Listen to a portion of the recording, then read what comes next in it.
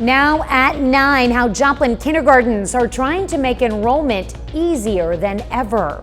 Plus, the Creative Learning Alliance in Joplin prepares a time capsule to be buried during the April solar eclipse. And why the proposal to censure a Carthage City Council member is no longer on tonight's council agenda. The 4 states' most watched news starts now. This is KOAM News at 9 on Fox 14. I'm Tanya Bach. Joplin School District has begun its kindergarten pre-enrollment, and parents who will have children attending kindergarten this fall can expect to have a list of forms and state-required materials to fill out.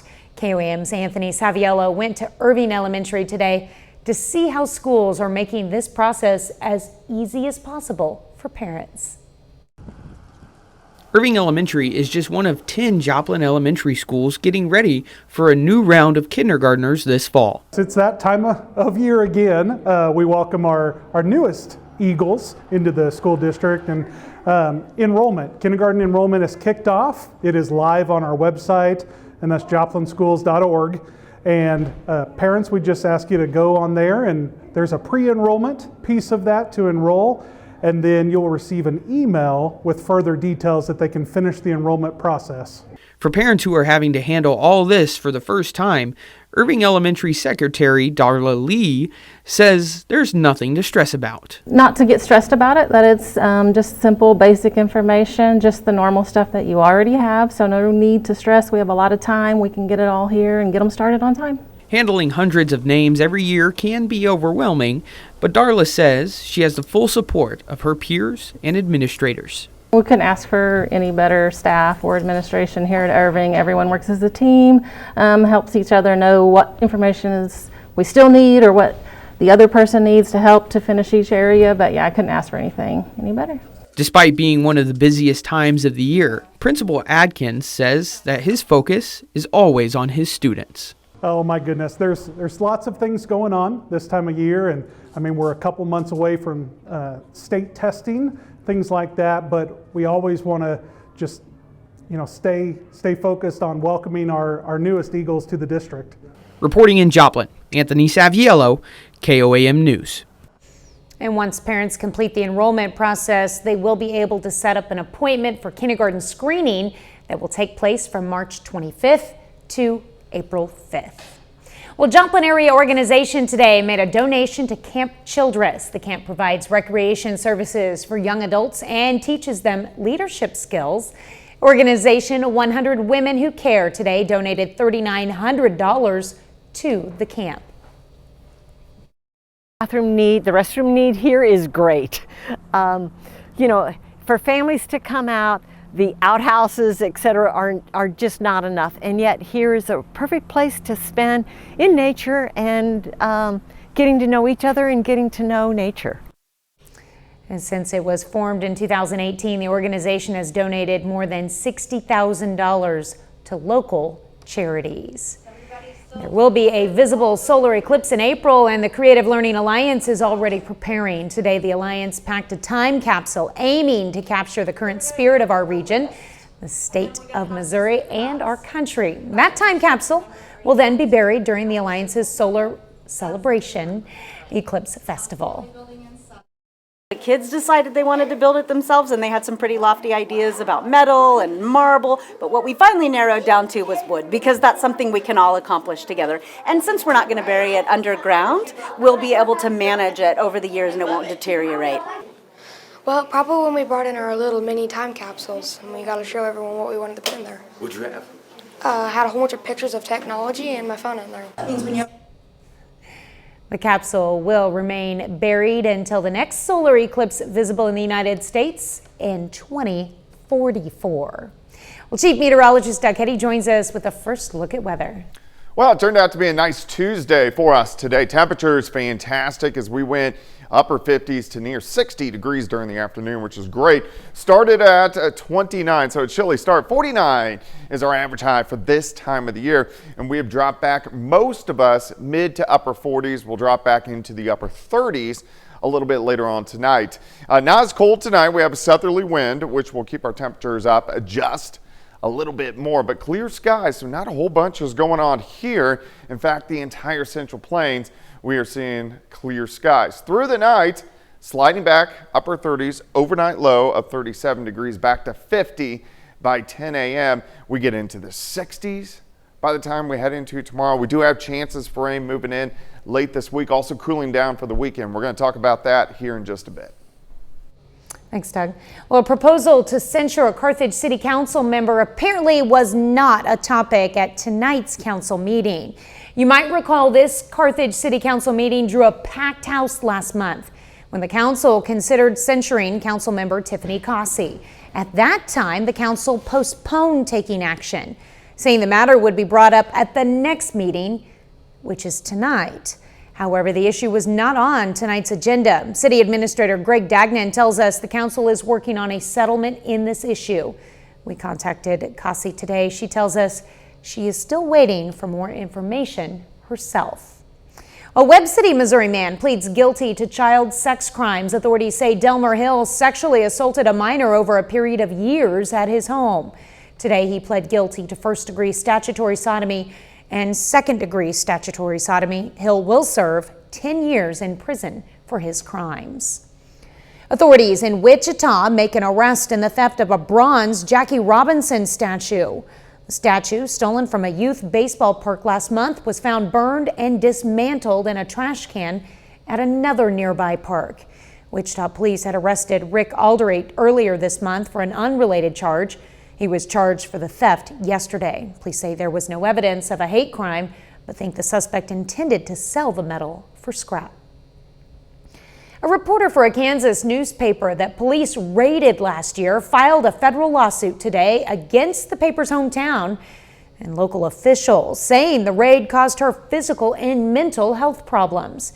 Marion County Record reporter Phyllis Zorn is seeking $950,000 in damages from the city of Marion, its former mayor, the county commission, and various law enforcement officials. The lawsuit calls them co-conspirators who deprived her of press and speech freedoms and the protection from unreasonable police searches guaranteed by the U.S. Constitution. Well, coming up, the impact of a big game. The Super Bowl may be over, but mental health experts say the results may still be weighing on your mind. I'm Christina Coleman with a look at the psychology behind fandoms coming up.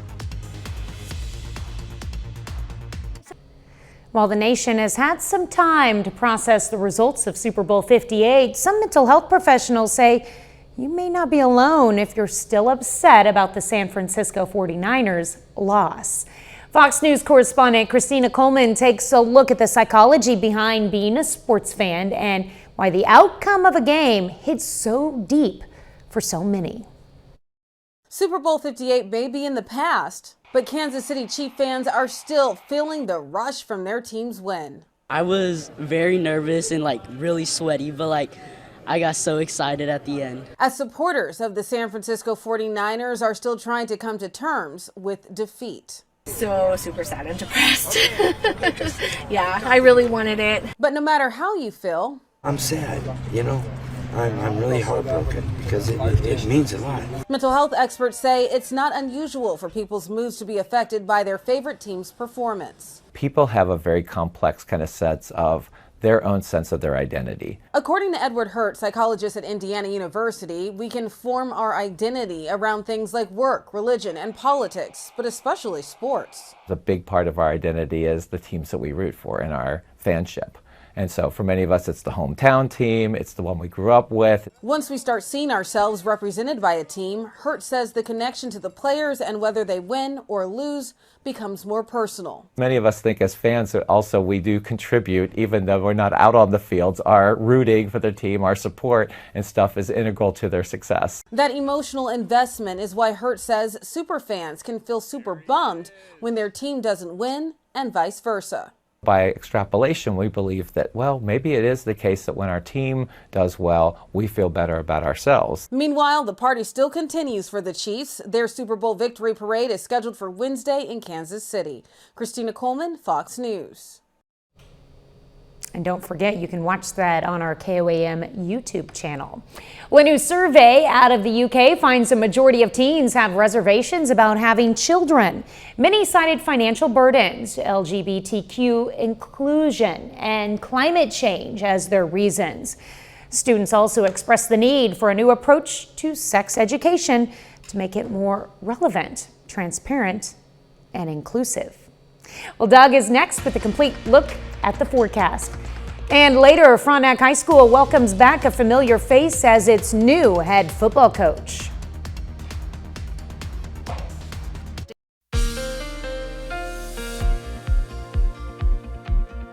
Well, of course, it turned out to be a nice Tuesday for us today. Temperatures right around 60 for an afternoon high, and Wednesday is going to get even warmer. If you're heading north, Kansas City, things really get kicking off around 11, but at 10 a.m., plenty of sunshine up there, about 50 by 10 by noon, well into the 50s, into the 60s by 2 p.m.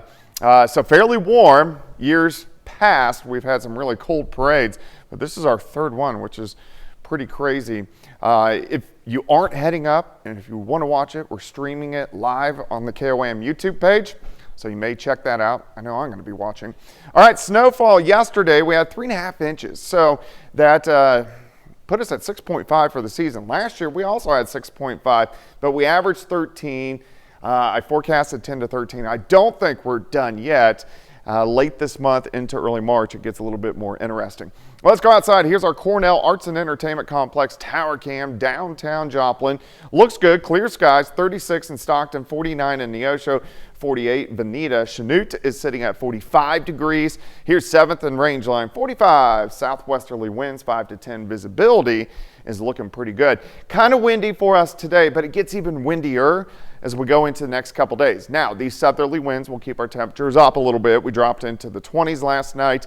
We won't tonight. We'll stay into the mid to upper 30s with the south wind 5 to 10 to 15. But they get moving a little bit tomorrow. We're going to have winds gusting at times 20 to 25, especially late in the day.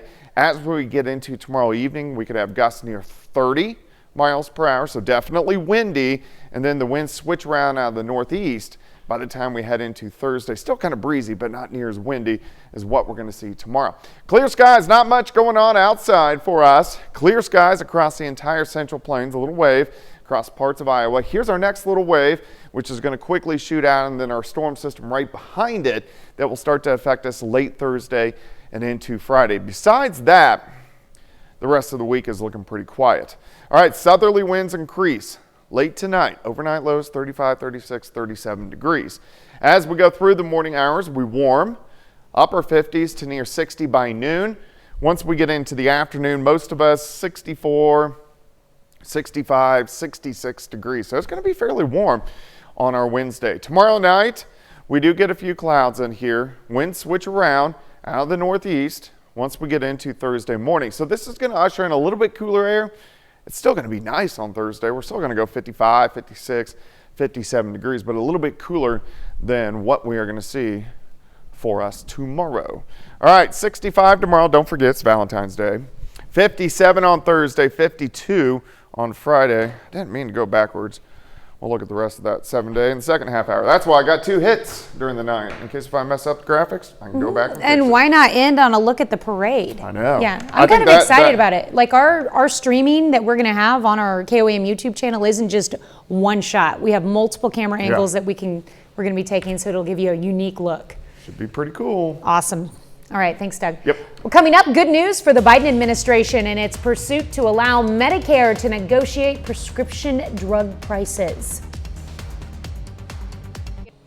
A new report shows inflation is dropping, but not as much as economists anticipated. Gas prices are down from last year, and the fuel used to heat homes is getting cheaper. That helped drive down inflation from 3.4% to 3.1%.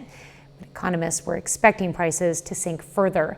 Housing costs are a big reason why they did not. Rent is up more than 6% from last year. Well, a federal court backed the Biden administration's push to lower drug prices, and more could be on the way. Fox's Jared Halpern has more from the White House. I also want to highlight a win for the American people against Big Pharma. The Biden administration is taking a victory lap after a federal judge in Texas dismissed a legal challenge to a new program allowing Medicare to negotiate for lower prescription drug prices.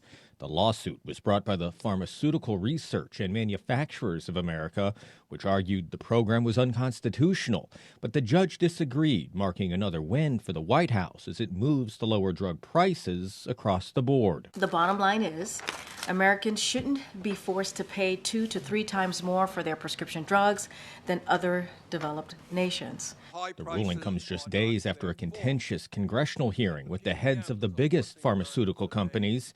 Democrats claim corporate greed is to blame for the high prices Americans pay at the drugstore, but some Republicans are defending Big Pharma, saying more regulation is not the answer. Virtually every shortage of drugs that we've seen in the last few years involves price controls that drive out production of the drug. It also comes about a month after a new rule allowing states to import cheaper prescription drugs from Canada, and the White House says the president is considering more actions to keep bringing down costs. President Biden will continue to stand up to Big Pharma and take action to lower health care costs for millions of seniors and their families. The new Medicare negotiation program is projected to save about $25 billion a year by 2031. At the White House, Jared Halpern, Fox News. Travelers at many of the country's busiest airports have encountered picket lines today. Flight attendants from major airlines held rallies to push for higher pay.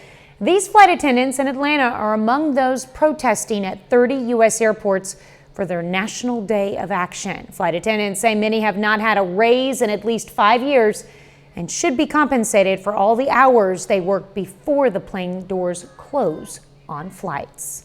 Up next, the numbers are in for Super Bowl 58. We'll see how Sunday night's game stacks up on the all-time list of TV broadcasts. Super Bowl 58 set a big ratings record. CBS says the showdown in Las Vegas between the Chiefs and the 49ers averaged 123.4 million viewers. That's TV's biggest audience since the Apollo 11 moon landing in 1969. Last year's Super Bowl featuring the Chiefs and the Philadelphia Eagles was previously the most watched title game ever with 115 million viewers. Wow.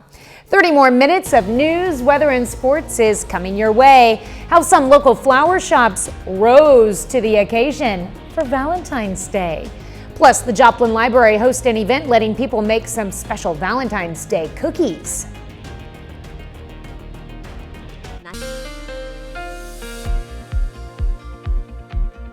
Well, of course, it turned out to be a nice Tuesday for us today. We had quite a bit of sunshine, temperatures right around 60 for afternoon highs, which is great for this time of the year. We can look out there right now. Nice shot of our Cornell Arts and Entertainment Complex tower cam. This is downtown Joplin looking off toward the north and to the east. All right, let's zoom in. Let's look at the temps. Yates Center 43, 46 Independence. Veneta 46, Grove 43. We have Anderson, Bentonville sitting into the mid 40s, and then Stockton is sitting at 40 degrees. Let's go outside here. 7th and Rangeline 45, clear skies, southerly winds 5 to 10. But this will actually keep our temperatures up just a little bit as we go through the overnight hours for us tonight, so it's not going to be as cold as what we saw during the morning hours. Southerly winds kicking in. Again, they're light. It was breezy earlier today, but these will keep our temperatures up just a little bit. Also, those winds start to increase a little bit for us tomorrow. Look at this. By tomorrow afternoon, gusts kind of 20, upwards of 30 in our western counties. Everybody else kind of that 15 to 20, 25 mile per hour range. They increase even more tomorrow night. Gusts 20 to 30. The winds switch out of the northeast on Thursday. Still breezy, but not as windy as what we are going to see tomorrow. All right, clear skies. Nothing's going on here. The entire Central Plains looking pretty good. If we go out toward the west, one little weak wave, and then here's our next little storm system right off the coast of the Pacific Northwest, which will start to affect us late Thursday and then into Friday. Let me walk you through time. Tomorrow, mid to upper 30s by morning, clear skies all morning long. We approach 60 by noon. Once we get into the afternoon, most of us 64, 5, 6 degrees. Here's 4:30. You can see mid-60s all across the region. Tomorrow night, still pretty much clear skies. A few little clouds kind of shooting through. Temperatures will drop back into the lower 40s. Our winds switch out of the northeast on your Thursday. Still, it's going to be a good day, just a little bit cooler outside. Clouds increase for us tomorrow night or Thursday night into Friday morning. You can see a little bit of snow up toward Kansas City. Most of that moisture is going to slide across central Missouri, but we could get a few showers in here on Friday morning. And then once this storm system works through, it kind of ushers in some cooler air by the time we head toward the weekend. So it is going to cool down just a bit. But your Wednesday looks good. 39 in the morning, 58 by noon. High temp right around 65 degrees, dropping to 63 by 4 p.m. Also, tomorrow's a Valentine's Day, so don't forget about that. 57 on Thursday, 52 on Friday. A few random showers, mainly in the morning hours. Cooler, but it looks like most of the weekend is setting up pretty nice for Saturday and Sunday. We'll be wearing red for the Chiefs and for Valentine's Day. Yeah, there you go. It's a double win-win. Uh-huh. All right, thanks, Doug. Well, 20 teams today took part in the Southeast Kansas Youth Basketball and Cheer event. The event, hosted by Special Olympics Kansas, featured a cheer competition and a basketball competition. For Special Olympics officials, the event served as another way to spread a lot of joy. Honestly, it makes me so happy because seeing their reaction of making a basket or making that pass to one of their teammates, it just excites them and it excites everyone in the crowd, and I think it just brings everyone joy and everyone gets excited for them. Well, Special Olympics Kansas has fun events all year round, and they always welcome volunteers. Coming up in sports, Missouri Southern baseball tries to win its 4th in a row. Plus, Frontenac High School has its next head football coach. John Dales has those stories and more up next.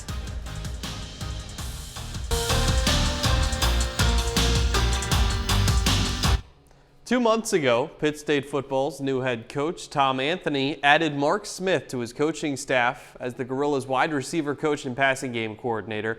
That means Frontenac had a head coaching vacancy to fill. And the Raiders are hiring a familiar face. The Frontenac School District announces today it'll hire Leon Miller as its next head football coach. He was the head coach for the Raiders from 1989 to 2005. In that time, Frontenac won 74% of its games, took home the 1994 Class 2-1A state title, and had 2 runner-up finishes in 1992 and 2000. Miller has coached several other high school football teams in the 4 states, including Parsons, Girard, and Neosho. Most recently, he was an assistant at Warsaw. Joplin High School alum and 2019-20 Missouri Gatorade Player of the Year, Isaiah Davis, has received an invite to the NFL Scouting Combine. Davis just finished his senior year at South Dakota State.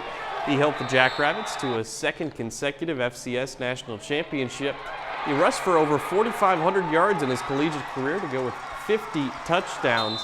And the former Joplin Eagle is one of just 29 running backs in the country to be invited to the Combine, which takes place in Indianapolis at the end of the month.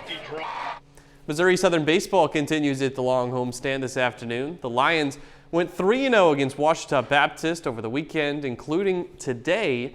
Southern has 6 more contests at Warren Turner Field through the next week. Missouri Southern baseball, winners of 3 in a row in Joplin, facing Oklahoma Baptist. First inning, runner on second, Henry Kuziak skies it to deep right field. The outfielder loses it in the sun. Well, it's over his head and over the wall for a 2-run homer. Lions don't stop there. Later in the inning, Garrett Rice with 2 runners on hammers this pitch down the line and left. That's gone for a 3-run shot. Southern jumps out to a 5-0 lead. Kyle Camp gets the start on the mound for the Lions. He gets a strikeout swinging in the second, then another one looking to end the frame. He finishes with 5 strikeouts and 2 earned runs in 4 innings. The hit parade continues. In the third, Tragan Parker laces a ground rule double down the line and over the fence in left field. 4 more Lions score that inning. Southern dominates Oklahoma Baptist. Final score 21-6. Game goes just 7 innings. Different story for Pittsburgh State. The Gorillas baseball team falls on the road to Arkansas Tech 10-6. Nebraska transfer Blake Mosley goes 2 for 5 with a 2-run homer in a losing effort. This ends PSU's 3-game winning streak. The Gorillas back at home on Friday. They play Southwest Baptist 3 times over the span of 2 days. Pitt State softball currently enjoying some time off after playing its first 10 games of the 2024 season in just 8 days, but gets some exciting news this afternoon. The Gorillas are ranked number 17 in the country in the most recent Division II softball coaches poll. This comes after PSU begins the year 9-1.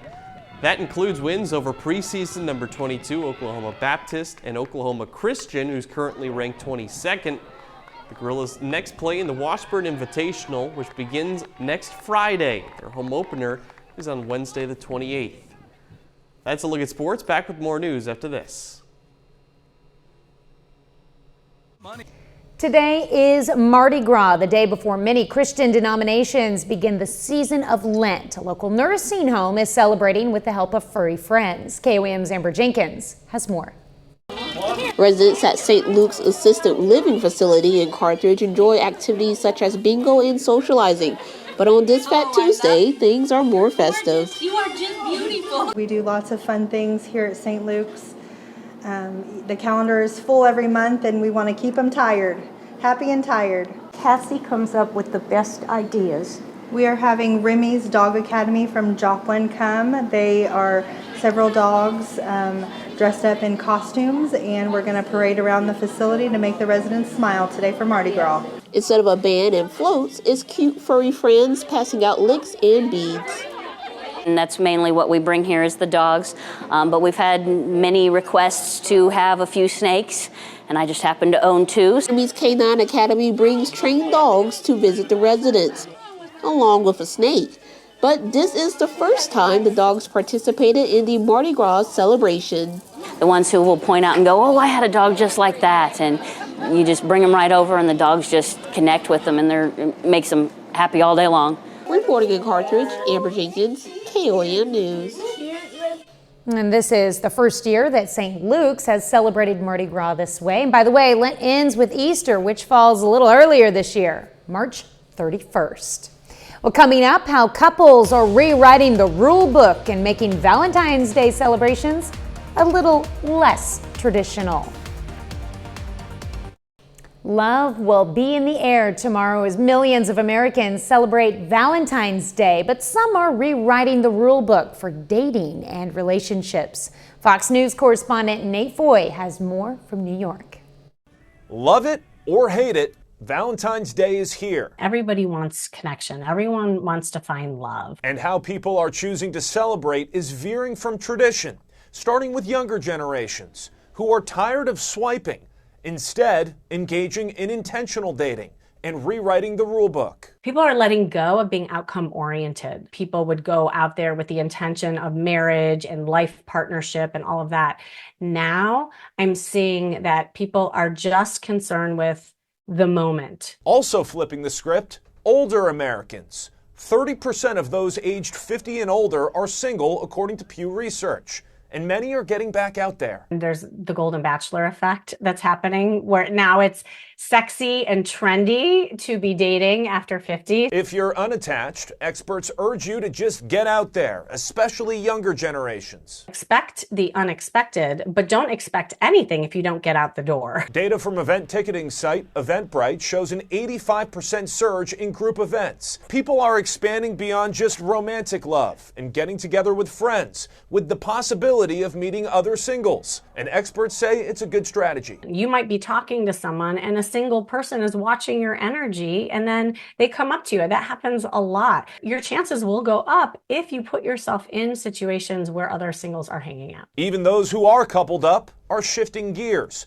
ditching traditional gifts for shared experiences. Going to a comedy club, going to an amusement park, going maybe to a trivia night, doing things that create a sense of not only adventure, but some competition. That helps a relationship thrive. The science shows that relationships that have these sort of activities do better in the long run. But having a Valentine's date night isn't the only time couples should be spending together. Just because you're together doesn't mean you stop dating.